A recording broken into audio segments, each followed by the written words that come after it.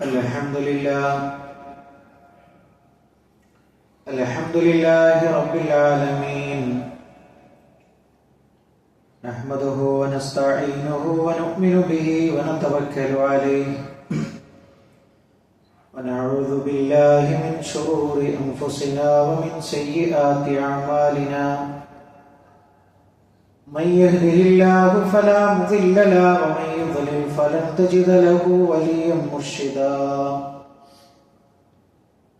اللهم صل على محمد وعلى آل محمد كما صليت على إبراهيم وعلى آل إبراهيم إنك حميد مجيد اللهم بارك على محمد وعلى آل محمد كما باركت على إبراهيم وعلى آل إبراهيم إنك حميد مجيد أما بعد فإن خير الحديث كتاب الله وخير الهدي هدي محمد صلى الله عليه وسلم وشر الأمور محدثاتها وكل محدثة بدعة وكل بدعة ضلالة وكل ضلالة في النار يا أيها الذين آمنوا اتقوا الله حق تقاته ولا تموتن إلا وأنتم مسلمون സ്നേഹമുള്ള സത്യവിശ്വാസികളെ വിശ്വാസികളെ ലോകരക്ഷിതാവ് പ്രപഞ്ചങ്ങളുടെ പരിപാലകനുമായ അല്ലാഹുവിന്റെ ആജ്ഞകളും നിർദ്ദേശങ്ങളും ജീവിതത്തിന്റെ എല്ലാ മേഖലകളിലും പാലിക്കണമെന്ന് ഉണർത്തുകയാണ്, ഓർമ്മപ്പെടുത്തുകയാണ്. റഹ്മാനായ റബ്ബ് നമ്മുടെ ഈ കൂടിച്ചേരൽ ഉഖ്റവിയായ ലോകത്തേറെ നന്മകൾ ലഭിക്കുന്ന അമലുകളിൽ ഉൾപ്പെടുത്തി അനുഗ്രഹിക്കുമാറാകട്ടെ.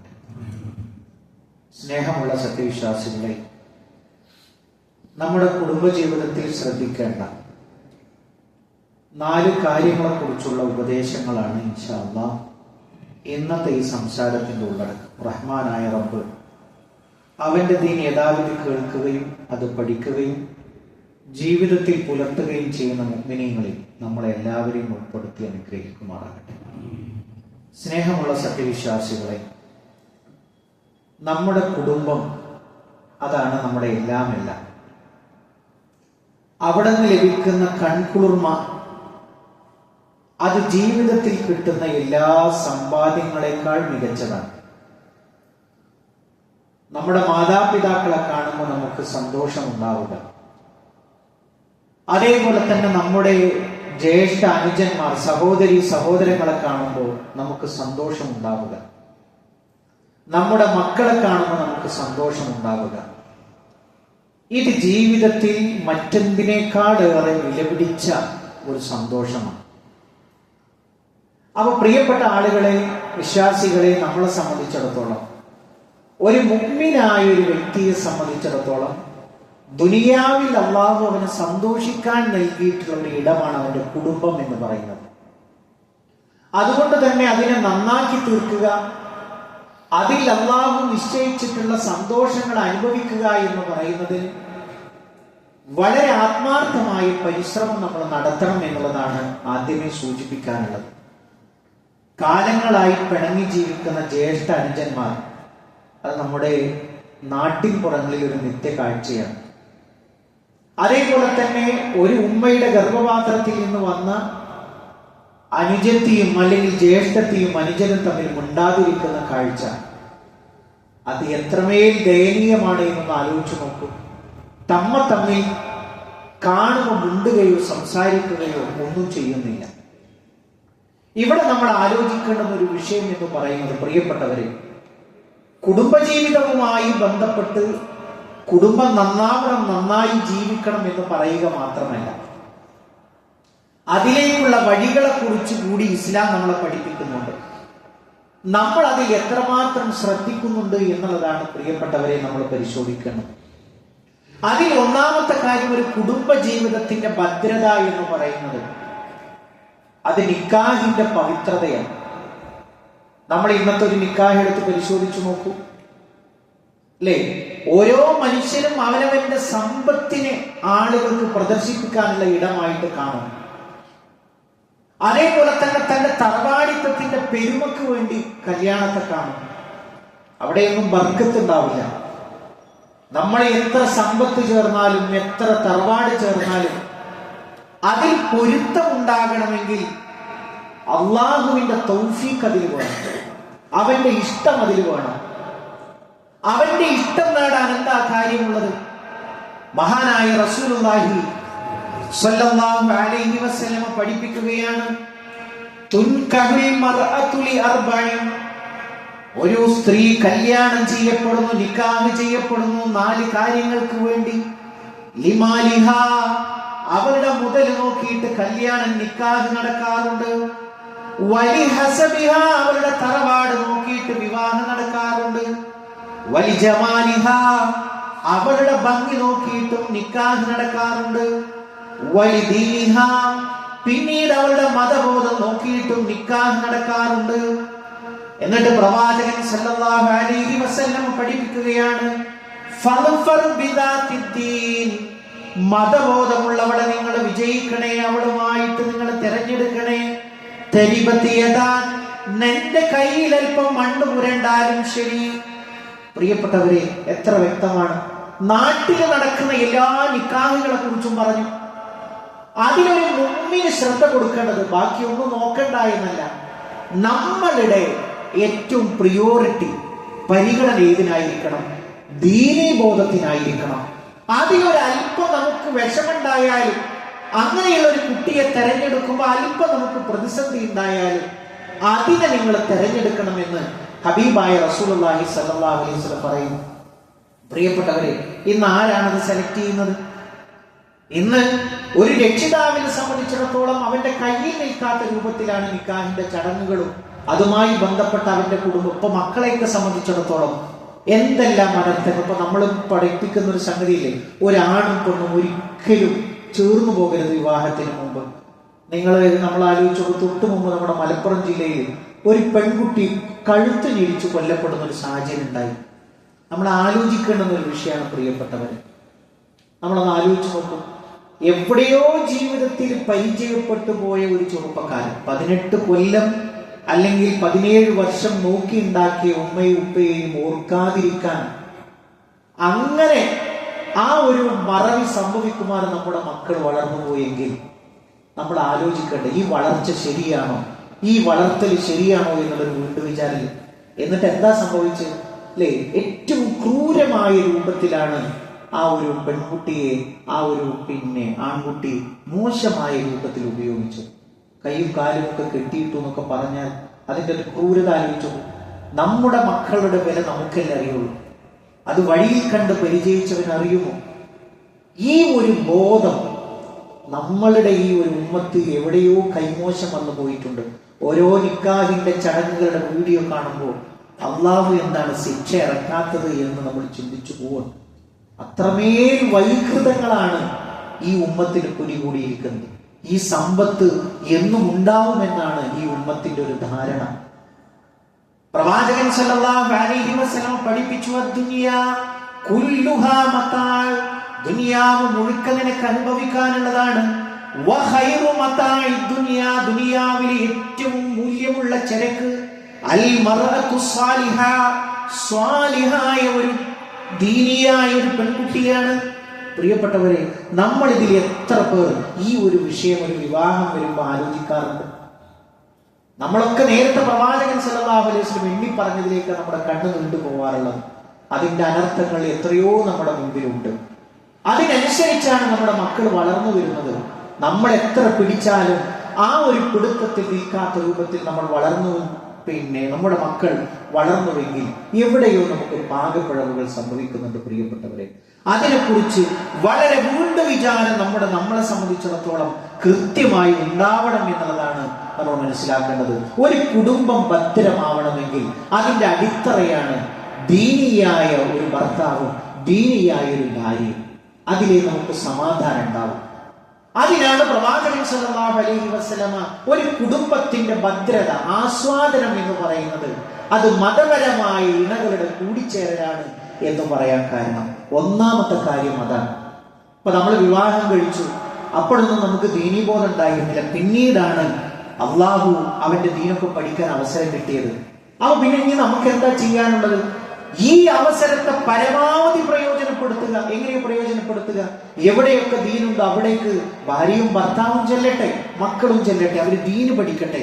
അതിനൊരു സുഖമുണ്ട്, അതിനൊരു ആസ്വാദനമുണ്ട്. നമ്മൾ പള്ളിയിലേക്ക് വരുന്ന സമയത്ത് നമ്മുടെ ഭാര്യയെ കൂടി കൂട്ടി വരുമ്പോ ഈ ഒരു സംസാരത്തിൽ അല്ലാഹു സുബ്ഹാനഹു തആല പലർക്കും പല രൂപത്തിലാണ് അവരുടെ മനസ്സിനത് സ്വാധീനിക്കുക.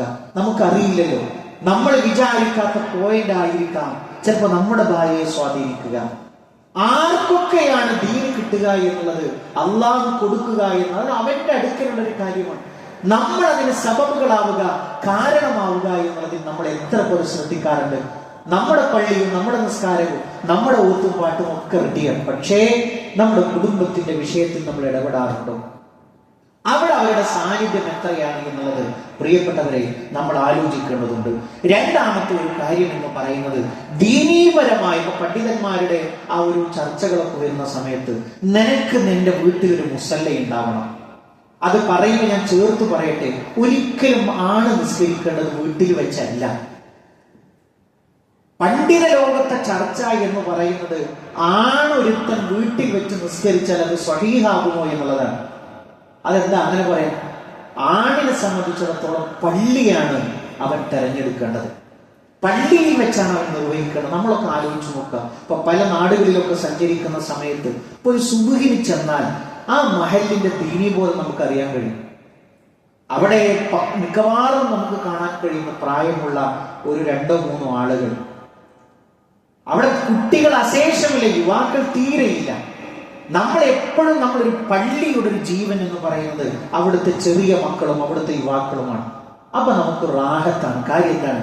ഇവിടെ ഈ ഒരു നാട്ടിൽ ഒരു ദീനീ ബോധം കെട്ടിപ്പടുക്കുന്നതിൽ ഇവിടുത്തെ ഒരു മുൻ തലമുറ വലിയൊരു സംഭാവന ചെയ്തിട്ടുണ്ട്. നേരെ മറിച്ച് ഒരു വാർദ്ധക്യത്തിലെത്തിയ അങ്ങേയറ്റത്തിലെത്തിയ ആളുകൾ മാത്രമുള്ള ഒരു സ്വത്താണെങ്കിലും അവിടെ ആ ദീനിന് ആ നാട്ടിൽ ഒരു അപജയമുണ്ട് എന്നുള്ളതാണ് പരിശോധനയിൽ മനസ്സിലാവുക. പ്രിയപ്പെട്ടവരെ, നമ്മളൊന്ന് ആലോചിച്ചു. വീട്ടിൽ വാഹനങ്ങളുണ്ട്, തൊട്ടടുത്ത് ഹയ്യാല സ്വലാ ഹയ്യാലൽ ഫലാ, വിജയത്തിലേക്ക് വരൂ എന്ന് നമ്മളെ മാടി വിളിക്കുന്ന പള്ളി മിനാരങ്ങളുണ്ട്. റബ്ബിനോട് എന്തും നമ്മൾ കാരണം പറയും. നീ എന്തുകൊണ്ട് പള്ളിയിലെത്തിയില്ല എന്നുള്ള ചോദ്യത്തിന് അമലുകളുടെ കൂട്ടത്തിൽ ആദ്യമായി ചോദ്യം ചെയ്യപ്പെടുന്നത് അത് നിസ്കാരത്തെ കുറിച്ചല്ലേ? നമ്മൾ ഉണ്ടാവേണ്ടുന്ന സ്വഫിലെ അടയാളങ്ങളിൽ നമ്മൾ ഇല്ലെങ്കിൽ പ്രിയപ്പെട്ടവരെ എങ്ങനെ നമുക്ക് ബർക്കത്ത് കിട്ടും? പണ്ഡിതന്മാർ ബർക്കത്തിനെ കുറിച്ച് എണ്ണി പറഞ്ഞു, നിനക്ക് ഉപജീവനം വിശാലമാണോ? നീ ഒറ്റ കാര്യം ശ്രദ്ധിച്ചാൽ മതി. അതെന്താണ്? നിസ്കാരത്തെ നീ പ്രത്യേകമായി പരിഗണിക്കണം എന്നുള്ളതാണ്. നിസ്കാരത്തിന് അങ്ങനത്തെ ഒരു പവിത്രതയുണ്ട് പ്രിയപ്പെട്ടവരെ. നിസ്കാരത്തിൽ കണിശതയുള്ള ആളാണോ അള്ളാഹു അവന്റെ റിസ്കിന് വിശാലത കൊടുക്കും. നിസ്കാരത്തിന്റെ ഗുണങ്ങളെ എണ്ണി പറയുന്ന കൂട്ടത്തിലാണ് പണ്ഡിതന്മാർ അത് പറയുന്നത്. നമ്മൾ പറഞ്ഞു വന്ന വിഷയം പ്രിയപ്പെട്ടവരെ ഫർളിനെ കുറിച്ചല്ല. നമ്മൾ വീട്ടിൽ നമുക്കൊരു മുസല്ല വേണം, ഒരു നിസ്കാരത്തിനുള്ള ഒരു സ്ഥലം വേണം. എന്തിനാണ് അത് പണ്ഡിതന്മാർ അതിന്റെ മൻഫഅത്ത് പറയുന്നത്? കാരണം ഒരു സുന്നത്തായ നവാഫിലായ നിസ്കാരങ്ങൾക്ക് പ്രധാനം പറഞ്ഞിട്ടുള്ളത് നമ്മുടെ വീടുകളാണ്, പള്ളിയിൽ വെച്ചല്ല. പള്ളി നിർവഹിക്കുന്നതിന് തെറ്റില്ല, പക്ഷേ ഏറ്റവും അഫ്ളലായ സ്ഥലം, സുന്നത്ത് നമസ്കാരങ്ങൾ നിർവഹിക്കേണ്ട അഫ്ളലായ സ്ഥലം നമ്മുടെ വീടുകളാണ്. അപ്പൊ അതിന്റെ മൻഫഅത്ത് പറയുന്ന, അതിന്റെ സിർറ് പറയുന്ന, രഹസ്യം പറയുന്ന കൂട്ടത്തിൽ പണ്ഡിതന്മാർ സൂചിപ്പിച്ചതായിട്ട് കാണാൻ കഴിയും. നമ്മുടെ വീടുകളിൽ വളർന്നു വരുന്ന കുട്ടികളില്ലേ, അവര് നമ്മൾ നിസ്കരിക്കുമ്പോൾ നമ്മുടെ അടുത്ത് വരും, നമ്മൾ ഓതു കൊടുക്കുമ്പോൾ അവർ അടുത്തു വരും, നമ്മൾ സുജൂദ് ചെയ്യുമ്പോൾ അവർ നമ്മുടെ അടുത്തു വരും, നമ്മളെ കെട്ടിപ്പിടിക്കും. അപ്പൊ അവരുടെ കൊച്ചു മനസ്സില്ലേ, ഇപ്പോഴത്തെ ഒരു കണക്ക് പ്രകാരം ഒരു 7 വയസ്സ് വരെ കുട്ടികൾ കാണുന്നതും കേൾക്കുന്നതും അത് അങ്ങനെ തന്നെ അവരുടെ മനസ്സിൽ അച്ചട്ടായിട്ടുണ്ടാകും, കല്ലിൽ കൊട്ടിവെച്ചതുപോലെ ഉണ്ടാകും എന്നുള്ള പഠനങ്ങൾ പുറത്തു വരുന്നു. നമ്മുടെ ചെറുപ്പത്തിലെ നമ്മുടെ മക്കൾ കണ്ടുപിടിക്കട്ടെ എങ്ങനെയാ ഉമ്മ ഒതു കൊടുക്കുന്നത്, എങ്ങനെയാ ഉപ്പ ഒതു കൊടുക്കുന്നത്.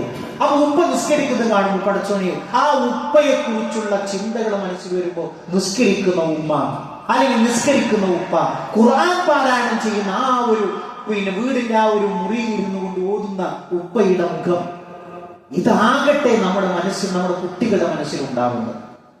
പ്രിയപ്പെട്ടവരെ, ആ ഒരു രൂപം, ആ ഒരു മാതൃക നമ്മുടെ വീടുകളിൽ ഉണ്ടാവണം എന്നുള്ളതാണ് രണ്ടാമത്തെ ഒരു കാര്യമായിട്ട് സൂചിപ്പിക്കുവാനുള്ളത്.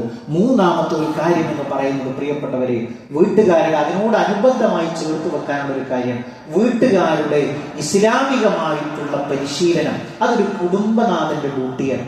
ഇപ്പൊ നമ്മൾ ആലോചിച്ചു, നമുക്ക് നമ്മുടെ ഭാര്യയിൽ നിന്ന് തുടങ്ങാം, നമ്മുടെ ഭർത്താവിൽ നിന്ന് തുടങ്ങാം. നമ്മളൊരു രാത്രി നിസ്കാരം നമ്മുടെ മനസ്സിൽ നെയ്യത്താക്കുക, അത് നഷ്ടപ്പെടില്ല.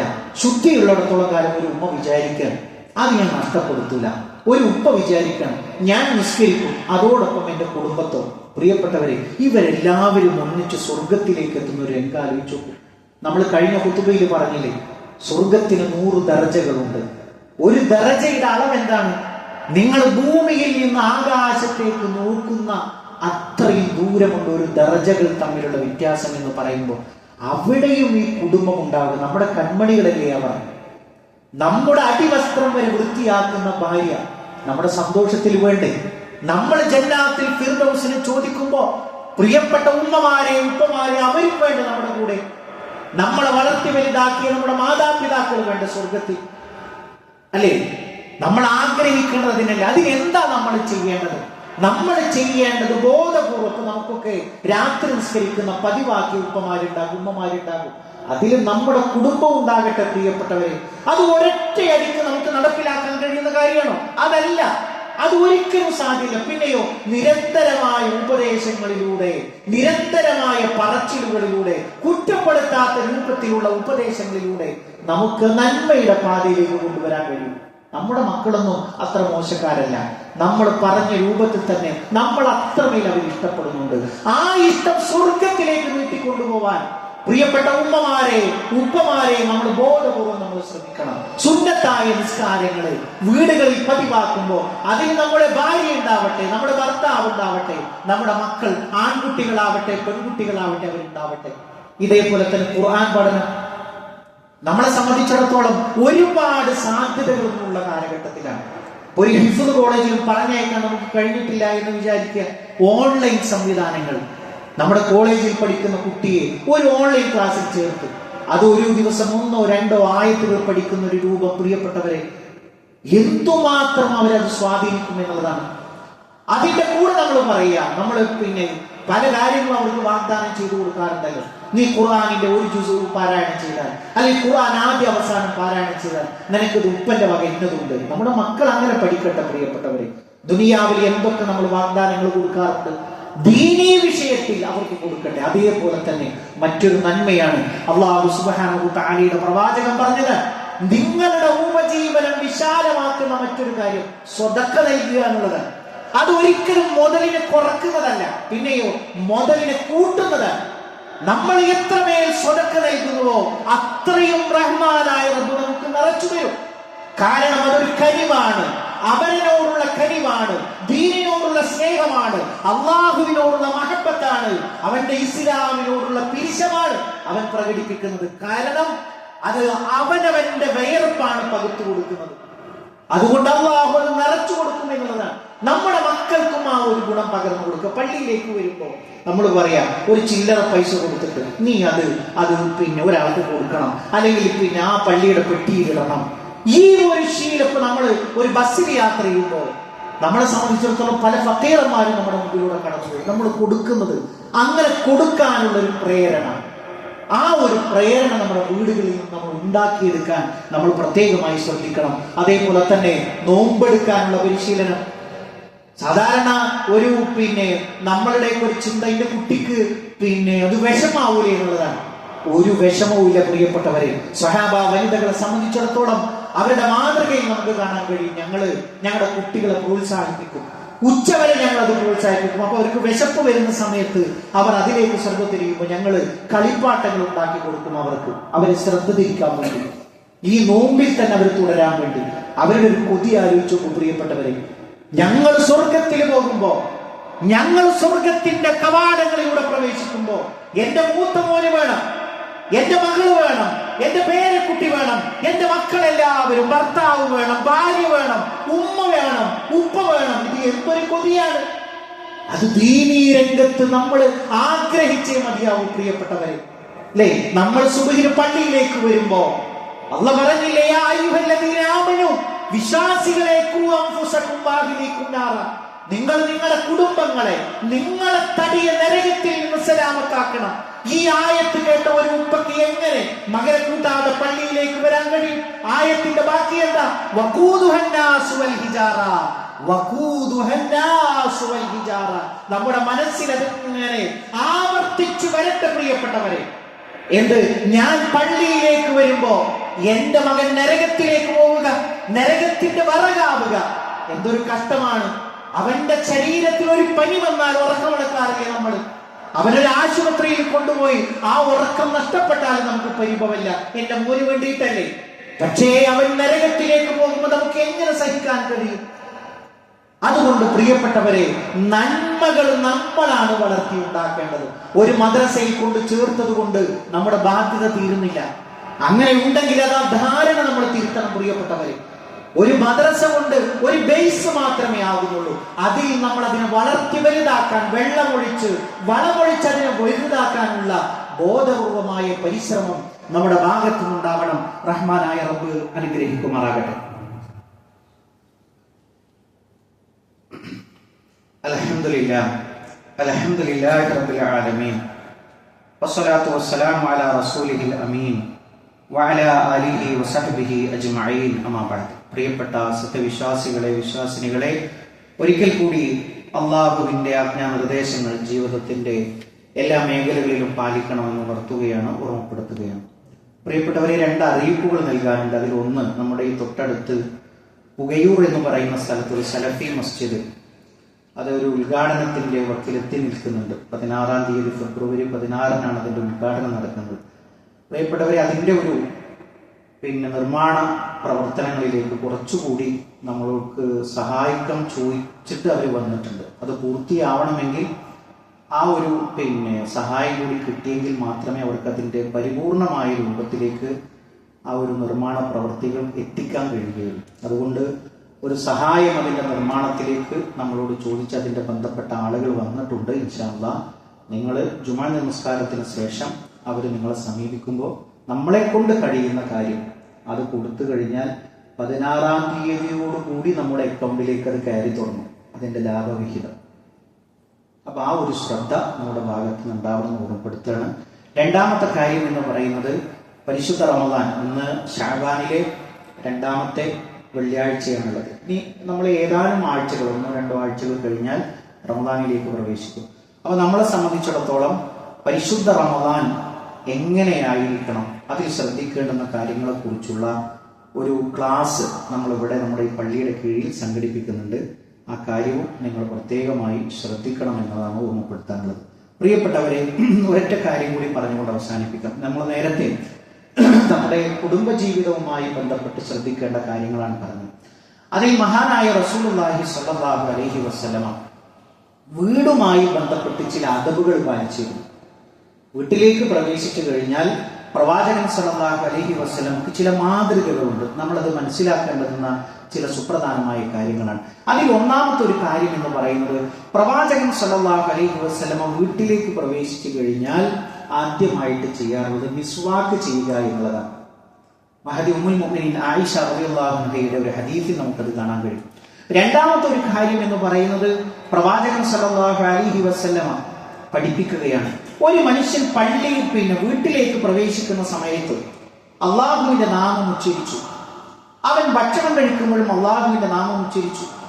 അപ്പൊ പിശാച് പറയുകയാണ്, ഇന്ന് നിങ്ങൾക്ക് ഇവിടെ പാർപ്പില്ല, അതേപോലെ തന്നെ രാത്രി താമസമില്ല. അപ്പോ ഒരാള് അള്ളാഹുവിന്റെ നാമം ഉച്ചരിക്കാതെയാണ് വീട്ടിലേക്ക് പ്രവേശിക്കുന്നതെങ്കിലോ ശൈത്താൻ അവന്റെ കൂട്ടാളികളോട് പറയും, നിങ്ങൾ എവിടേക്കും പോണ്ട, നമുക്ക് ഇവിടെ തന്നെ തങ്ങാം എന്ന് പറയുകയും ചെയ്യുന്ന ഒരു ഇമാം മുസ്ലിം ഉദ്ധരിച്ച ഒരു ഹദീസ് നമുക്ക് കാണാൻ കഴിയും. മാത്രമല്ല, ഇമാം തുർമുദി ഉദ്ധരിച്ച മറ്റൊരു ഹദീസിൽ നമുക്ക് കാണാൻ കഴിയും, നീ നിന്റെ വീട്ടിലേക്ക് പ്രവേശിച്ചാൽ, അനസ് ബിൻ മാലിക് റളിയല്ലാഹു അൻഹു പറയും, എന്നോട് പ്രവാചകൻ സ്വല്ലല്ലാഹു അലൈഹി വസല്ലം പറഞ്ഞു, യാ ബുനയ്യ ഇദാ ദഖൽത അലാ അഹ്ലിക, നീ നിന്റെ കുടുംബത്തിലേക്ക് പ്രവേശിക്കുകയാണെങ്കിൽ ഫസല്ലിം, അവരോട് നീ സലാം പറയണം. നമ്മുടെ മക്കളെയൊക്കെ നമ്മൾ അതവ് പഠിപ്പിക്കണം. നമ്മളിലൂടെയാണ് അവർ മനസ്സിലാക്കേണ്ടത്.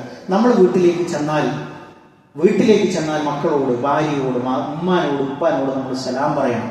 അതേപോലെ തന്നെ തിരിച്ചു വരുമ്പോഴും ആ ഒരു അതവ് നമ്മുടെ മക്കളെ നമ്മൾ പഠിപ്പിക്കണം. അതേപോലെ തന്നെ പ്രവാചകൻ സല്ലല്ലാഹു അലൈഹി വസല്ലമയുടെ മറ്റൊരു മാതൃകയാണ്, വീട്ടിൽ നിന്ന് പുറത്തിറങ്ങുമ്പോൾ ബിസ്മില്ലാ തവക്കൽതു അലല്ലാഹ് ലാ ഹൗല വലാ ഖുവത ഇല്ലാ ബില്ലാഹ്. അപ്പോ പ്രവാചകൻ സല്ലല്ലാഹു അലൈഹി വസല്ലം പറയും, ഒരു പിശാച് മറ്റൊരു പിശാചിനോട് പറയുന്നത്, അല്ലാഹുവിൽ കാവൽ ചോദിച്ചുകൊണ്ട് പുറത്തിറങ്ങുന്ന ഒരു മനുഷ്യനെ എങ്ങനെ പഴപ്പിക്കാൻ കഴിയും? പ്രിയപ്പെട്ടവരെ, എന്തൊരു വലിയൊരു രക്ഷാകവചമാണ്. അതുകൊണ്ട് പ്രിയപ്പെട്ടവരെ, ഇത്തരത്തിലുള്ള ഒരുപാട് മര്യാദകളുണ്ട്.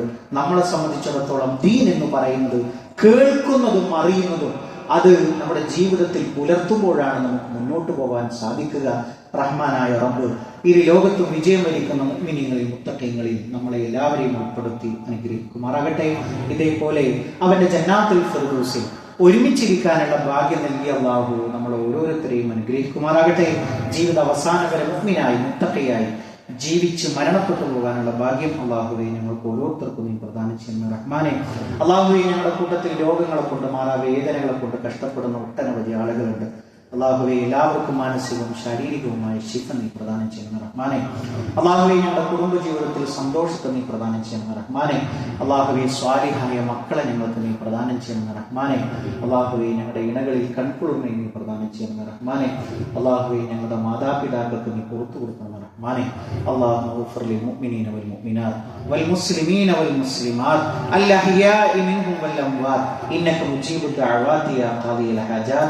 اللهم أجرنا من النار، اللهم أجرنا من النار.